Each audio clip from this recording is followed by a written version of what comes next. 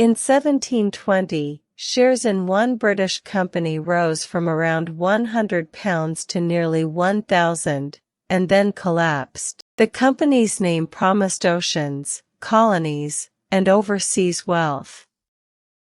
But the South Sea bubble was never mainly about the South Seas. It was about government debt. The South Sea Company was founded in 1711 while Britain was carrying heavy debts from war. Creditors exchanged claims on the government for shares in the new company. In return, the government paid interest to the company, while the company received monopoly trading rights in Spanish-controlled South America. Those trading rights had a brutal foundation. After the Treaty of Utrecht, the company obtained the asiento, a contract to supply enslaved Africans to Spanish America. Royal Museums Greenwich describes the agreement as up to 4,800 enslaved people per year for 30 years. But the glamorous trade story never matched reality. Spain controlled the region, wars interrupted access, and very little trade occurred. The company's central business became managing public debt. That is the first myth to remove. The bubble was not created by spectacular profits from South America. The debt machine came first. In 1720,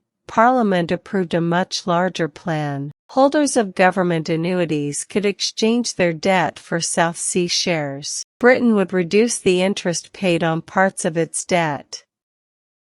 The company would become a major manager of national finance. But why would a cautious creditor exchange a reliable government payment for corporate stock? The answer was the rising share price. If South Sea shares kept climbing, the exchange looked like an opportunity for capital gains rather than a reduction in security. A higher price attracted more conversions and more buyers.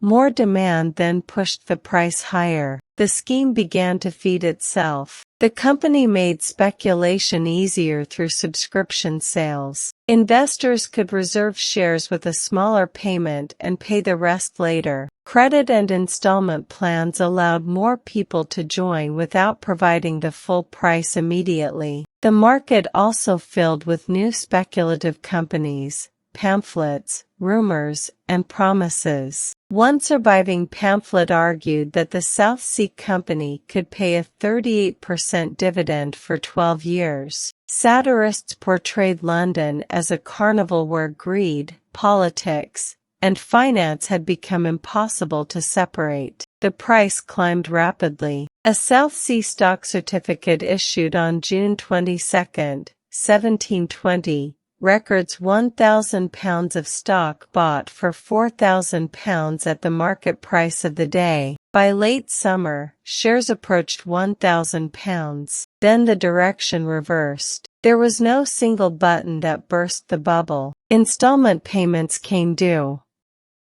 Credit conditions tightened.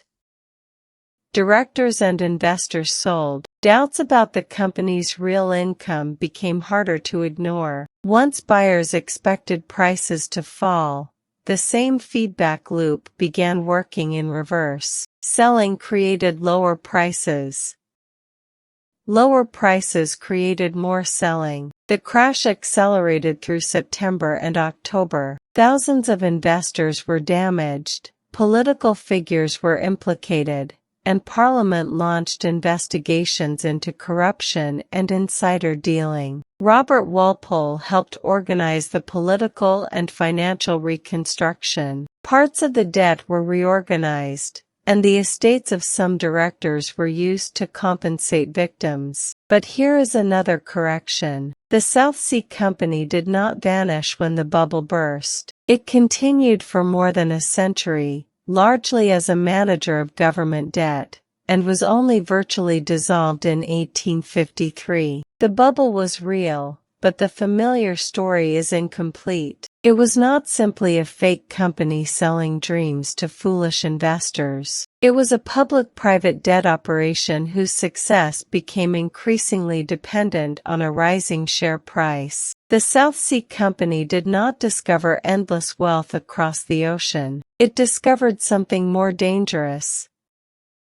A financial system that appeared stronger every time its price increased, and collapsed when the price stopped rising.